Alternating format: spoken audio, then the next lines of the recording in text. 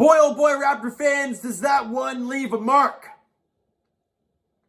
The win streak comes to a close for the Toronto Raptors as they fall 110-109 to the Denver Nuggets at Scotiabank Arena.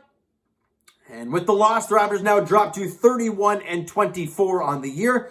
But Raptor fans, let me tell you this. Great teams in the league, yeah, they'll go on win streaks. They'll win 8 in a row, 10 in a row, 12 in a row, whatever. But the great teams in this league find ways to bounce back after those losses. So yeah, the Raptors' win streak of 8 was bound to end at some point. And it's very unfortunate it ended in the way it did tonight. But it's over. You lost a game. It is what it is. Back to the drawing board, and you play the New Orleans Pelicans on Monday night. You get back out there and you go start another win streak? Yeah, show signs of a good team. But let's break down this game.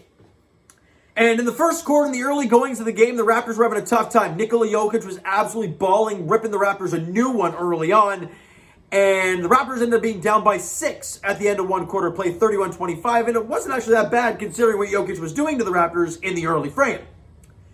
In the second quarter, the Raptors start finding their offensive flow again, and they win that quarter 32-25, and they're up by 1 at the end of the first half. Now, they were up by, I believe, like 6 at one point in the half. They were crushing them like 20-6 at one point in that second quarter. They were dominating play. They end up crawling back a bit, and it's a 1-point game at halftime. Or no, it's a 3-point game at halftime, excuse me. No, it was a 1-point game. I'm wrong. I am correct. In the third quarter, again, very even contest from both teams. Raptors do end up winning that quarter, though, 29-27, and you're up by 3 heading into the fourth. So you're right where you want to be. You got the lead. You win this quarter, you win the game.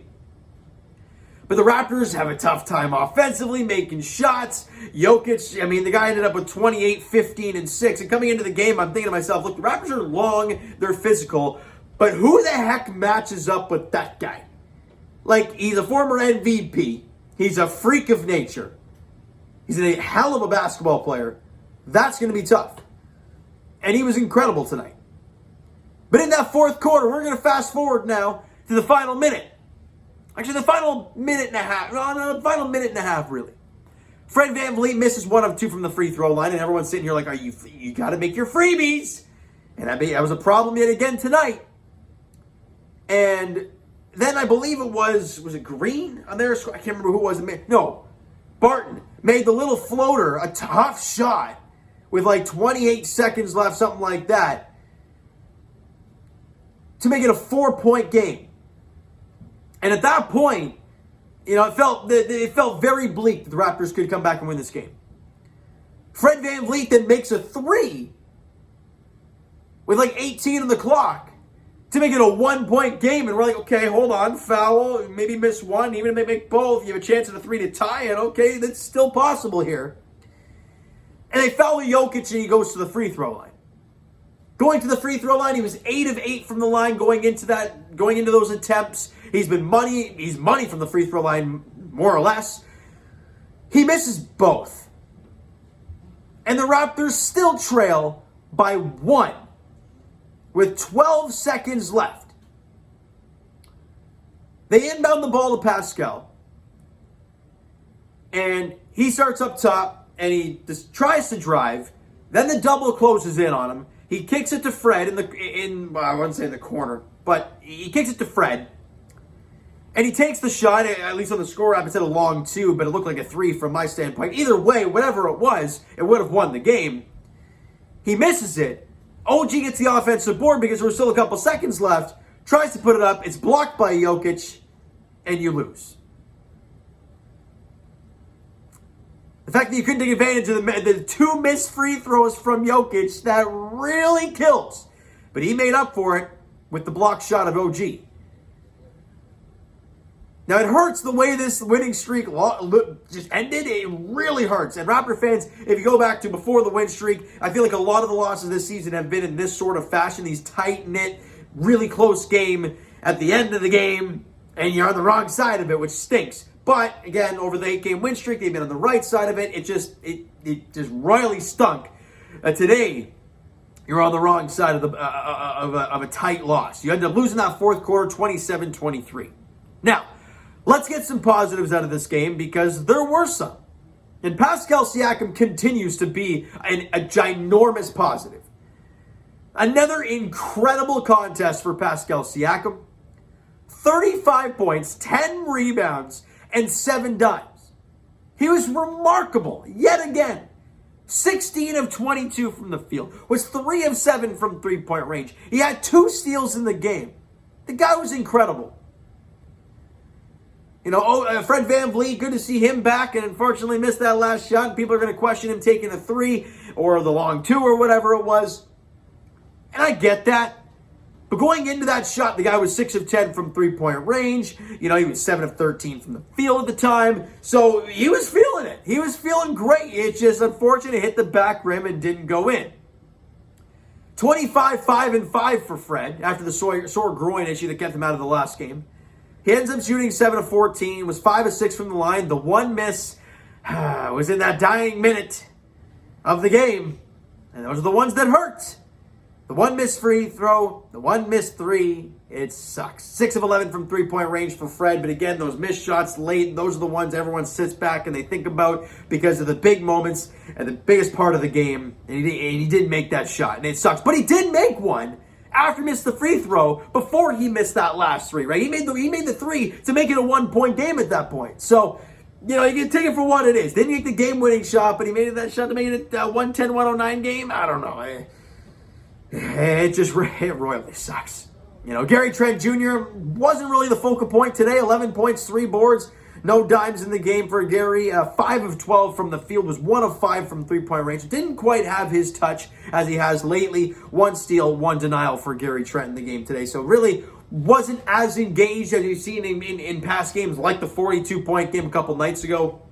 But OG Anunoby, he royally struggled offensively. And you know what? We can talk about the defense OG brings, and hey, he does. At any given night, any given possession, he'll give it to you. But 9 points, 5 boards, 4 assists on 4 of 16 shooting, and was 1 of 5 from distance. Yeah, that's not pretty. Yeah, that's not pretty from OG. And he took 16 shots. He took more shots than Fred and Gary and Scotty. You know, he took the second most shots on the team, and he only made 4. And those are the parts that you look at, and you're like, oh, that hurts a lot. But, hey, he's going to have an off night once in a while, and it's unfortunate it happened in a game like this, the way it ended. Because if he made that last shot, you know, if Jokic didn't come across and block it, we'd be talking totally different about OG's night. But alas, here we are. Scotty Barnes, he was great. Really engaged offensively early in the game. 17 points, 5 boards, 1 assist for Scotty. 7 of 14 from the field, 3 of 5 from the line. Missed the 1-3. Took yet 3 steals in the game. Did Scotty a lot more engaged in this one offensively for the young Scotty Barnes. He was much, much better tonight than we've seen in past games. But again, it's a young guy. He's going to have some up. He's going to have some down. He's going to have games where he's one of the focal points of the offense. One of those nights where he's just going to be out of the offensive picture, really. Just making screens and passing the ball, right? But tonight, again, offensively did a great job.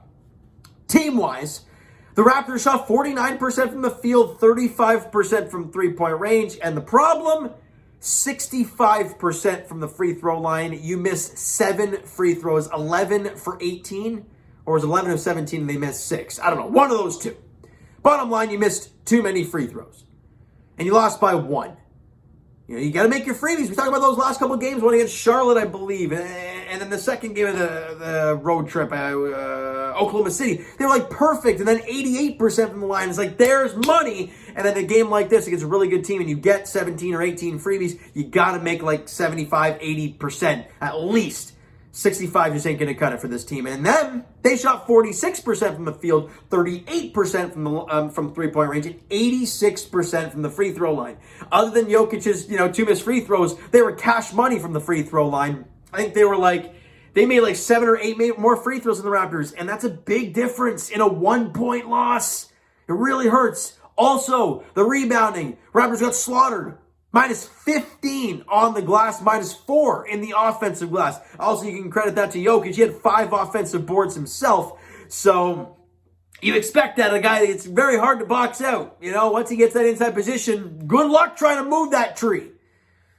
Turnovers-wise, Raptors did a great job turning the Nuggets over. We were plus 10. I think it was 17-7 in turnovers for the Raptors. So a great job there. And plus 12 in the points off of those turnovers. They did a great job in that sense.